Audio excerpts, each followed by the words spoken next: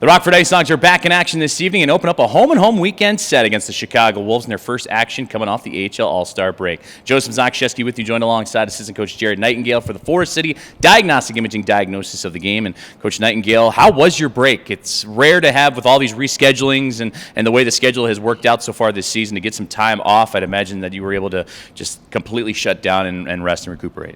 Yeah, I think it's important. Obviously we didn't have the All-Star game, but to be able to have a chance to go home before, obviously, we have a lot of hockey ahead of us. Just kind of hit the halfway point games-wise. So it's good to recharge and, get away from the game for a few days. And, by the end of it, though, we're all really excited to get back and get back to what we do.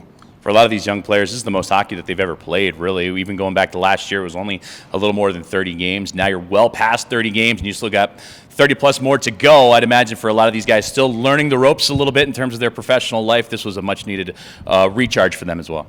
Yeah, for sure. I mean, that's pro hockey. It's a process of learning. The rest is a weapon, and away from the rink, that's where the guys spend the majority of their time. So it was good. Some guys got out of town and saw family, went to some warmer weather. But like you said, there's lots of hockey ahead of us here, and we're excited to get going. How have practices been? I'd imagine there's an energy that returns to the locker room when you get guys to get some time off and be able to rest and recuperate. Like you said, you're playing a lot of hockey in a short amount of time. In fact, 4 games over the next 6 days for the IceHogs just to get started for the rest of the month of February. What was the mindset like here these last couple of days? It was great. Guys came back energetic. A couple of the players are banged up and coming off an injury, and we use that time also to get healthier. So we have a healthier lineup coming back tonight, and hopefully it stays that way. But yeah, it was energetic. The guys are excited to get back. IceHogs taking on the Chicago Wolves begin a home-and-home weekend series tonight at the BMO and then tomorrow at Allstate Arena. Coach, the Wolves, top team in the Central Division, always a good measuring stick to see where your team falls. But for the IceHogs, tonight's the 9th of 12 meetings, and through the first 8, you have 5 wins. So it seems like something about this series, something about playing that team brings out the best in your club. What is that? Yeah, it's a good question. I think because we know the opponent that, you have to be on your game or they'll make you look silly.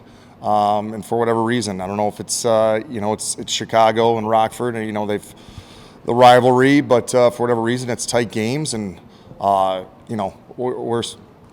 not going to think that with that record that those wins didn't come easy. Those games we have to play some of our best hockey, desperate hockey, and you need that against a team like Chicago.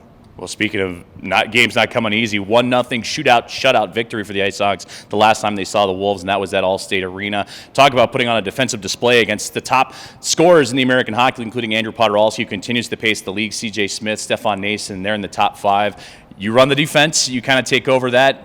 How much of that has kept you on your toes and trying to prepare your guys, that back line, and getting ready for a team that has a lot of firepower? Yeah, for sure, especially that Potter-Alsey line. That's arguably the best line in the American League. They're dangerous, and our guys have done really well, and it's not just the defensemen. I think when we have success, no matter what line's on the ice, but especially dangerous players like you mentioned, we have to 5 guys have to be back in their spots and competing hard on pucks, and also our goaltenders have played well against Chicago.